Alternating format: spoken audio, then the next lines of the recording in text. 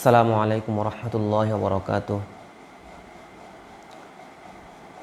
দেশ ও দেশের বাইরে থেকে যারা আমাকে দেখছেন এবং শুনছেন, সবাইকে জানাই আন্তরিক মোবারকবাদ ও শুভেচ্ছা। আপনারা সবাই কেমন আছেন? আশা করি আল্লাহ তাআলার ফজল ও করমে আল্লাহ তাআলা আপনাদেরকে সুস্থ রেখেছেন, ভালো রেখেছেন। আজকে আমি কথা বলবো যে ইউটিউবে আমি কেন আসলাম এবং ইউটিউবে আমি কি কাজ করব, আমার উদ্দেশ্য কী এবং কাজের ধারা কী, কী ধাঁচে আমি কাজ করব। আমরা যারা ইসলামিক, আমাদের যারা আলেম ওলামারা যারা আছেন, ইসলামিক স্কলার, দ্বীনের ময়দানে মানুষকে দ্বীনের দাওয়াত দিচ্ছেন, আল্লাহমুখী করছেন, মানুষের মধ্যে মানুষত্ববোধ জাগ্রত করছেন, তারা আলহামদুলিল্লাহ ওয়াজের ময়দানে এবং মাঠে ময়দানে কাজ করে যাচ্ছেন এবং ফলপ্রসূ হচ্ছে। মানুষ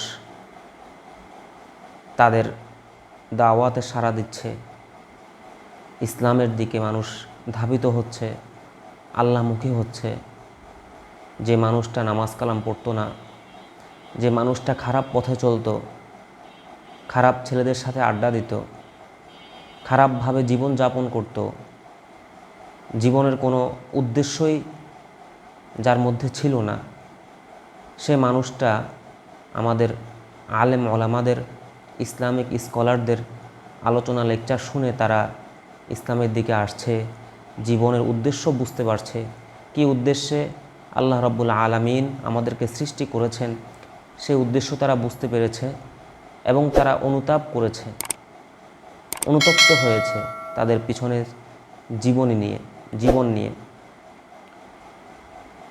তো মাঠে ময়দানে কাজ করে যাচ্ছেন, সোশ্যাল মিডিয়াতে কাজ করে যাচ্ছেন আমাদের আলেম ওলামারা, এবং কেউ কেউ প্রাইভেটভাবে, একাকীভাবে সোশ্যাল মিডিয়াতে ইসলামের দিকগুলো তুলে ধরছেন। আমিও এই কাজ নিয়ে আগাচ্ছি। আমার টার্গেট হলো যে আল্লাহ ভোলা মানুষগুলোকে কীভাবে আল্লাহমুখী করা যায় এবং আল্লাহ রাব্বুল আলামিন আমাকে যতটুকু শিক্ষা দিয়েছেন, যতটুকু জ্ঞান দিয়েছেন, কোরআন ও হাদিসের ইলম দিয়েছেন, ওই শিক্ষার আলো আমি সবার মাঝে ছড়িয়ে দিব। ওই শিক্ষার আলোয় সবাইকে আমি আলোকিত করব। আমি যা জানি তা মানুষের কাছে শেয়ার করব। এটা নববী ইলম, নবুয়াতের দায়িত্ব। নবীজি আমাদেরকে বলে গিয়েছেন যে বাল্লিগু আন্নি ওয়ালাউ আয়া, যে মানুষটা আমার থেকে, নবীজি বলেছেন যে মানুষটা নবীজি থেকে কোনো হাদিস শুনেছে, তার মধ্যে যদি কোনো ইলম থাকে, সেই ইলমটা যাতে সে তার পরবর্তীদের মাঝে, যারা শুনেনি তাদের মাঝে সে শেয়ার করে দেয়। ইসলামটা তো এভাবেই আসছে, তাই না? ইসলামটা এভাবেই আসছে। তো আমার যে কাজ, সেই কাজটা হলো আমি একটু ভিন্ন লেভেলে কাজ করব, একটু ভিন্ন গতিতে, ভিন্ন ধারায়, ভিন্ন আঙ্গিকে, ভিন্ন ধাঁচে কাজ করব। আমাদের সবারই একটা ব্যক্তিগত জীবন আছে, আমাদের সবারই একটা নিজস্ব চিন্তা ভাবনা আছে। আমরা মানুষ যারা আছি এই পৃথিবীতে, আমাদের এক একজনের চিন্তা ভাবনা এক এক রকম। মানুষজন দেখতে আল্লাহ তাআলা মানুষজনের আকৃতিগতভাবে যে পরিবর্তনটা দিয়ে দিয়েছেন, আকৃতিগত পরিবর্তনের সাথে সাথে মানুষের আবেগ, অনুভূতি, চিন্তাধারা, এগুলোর মাঝেও আল্লাহ তাআলা পরিবর্তন দিয়ে দিয়েছেন। এক এক মানুষের চিন্তা ভাবনা এক এক রকম, এক একজন এক একভাবে চিন্তা ভাবনা করে। তবে আমাদের মধ্যে বেশিরভাগ মানুষ আমরা যখন কোনো ঘটনার সম্মুখীন হই, আমরা যখন কোনো পরিস্থিতির সম্মুখীন হই, তখন আমরা বেশিরভাগ মানুষ আমরা পজিটিভলি চিন্তা বাদ দিয়ে আমরা নেগেটিভলি চিন্তা করি। এই এক চিন্তাধারা মানুষকে জাগ্রত করে। মানুষের চিন্তাই মানুষকে জীবনের টার্গেটটা শিখিয়ে দেয়, জীবনের পথ চলা তার জন্য সহজ করে দেয়। সে যেভাবে চিন্তা করবে, মানুষের চিন্তা শক্তি আসলে মানে সে কেমন মানুষ তার এটা চিন্তা শক্তি বলে দিবে। সে যদি সবসময় খারাপ চিন্তা ভাবনা করে তাহলে সে খারাপ মানুষ, সে যদি সবসময় ভালো চিন্তা ভাবনা করে তাহলে সে ভালো মানুষ। তো আমি চাচ্ছি যে আমার ব্যক্তিগত জীবনে আমরা সবাই অহরহর অনেক ঘটনার সম্মুখীন হই, সেটা অনেক ছোট হতে পারে, বড় হতে পারে, অনেক বিভিন্ন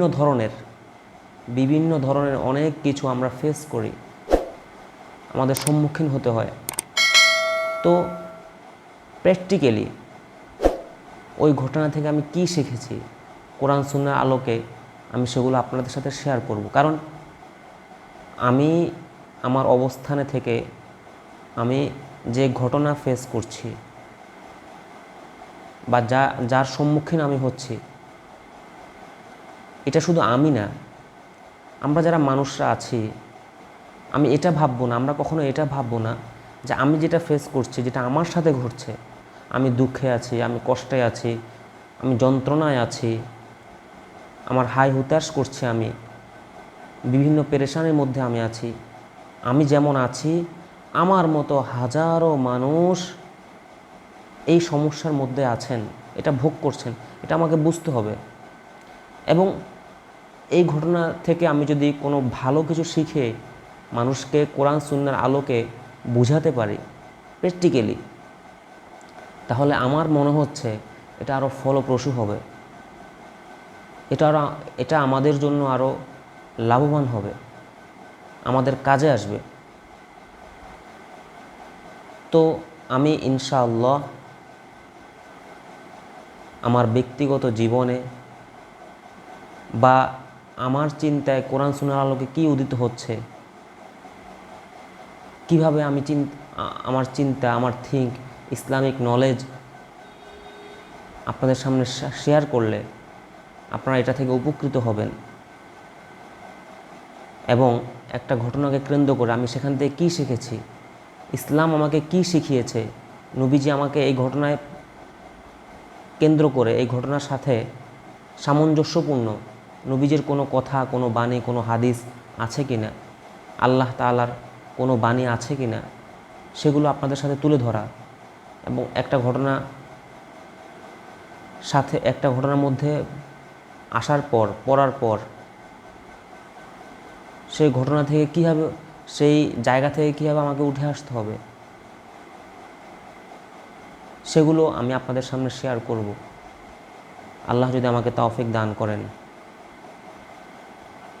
তো ইনশাআল্লাহ এখন থেকে ধারাবাহিকভাবে বিভিন্ন বিষয় নিয়ে আপনাদের সামনে হাজির হব, আল্লাহ যদি আমাকে তৌফিক দান করেন এবং আপনারা যদি আমাকে সাপোর্ট করেন। আজ এই পর্যন্তই। ইনশাআল্লাহ পরবর্তীতে আবারও আপনাদের সামনে ভিন্ন বিষয় নিয়ে কথা হবে, আলোচনা হবে, পর্যালোচনা হবে। সেই পর্যন্ত আল্লাহ তাআলা আমাদের সবাইকে ভালো রাখুক, সুস্থ রাখুক। আসসালামু আলাইকুম ওয়া রাহমাতুল্লাহি ওয়া বারাকাতুহু।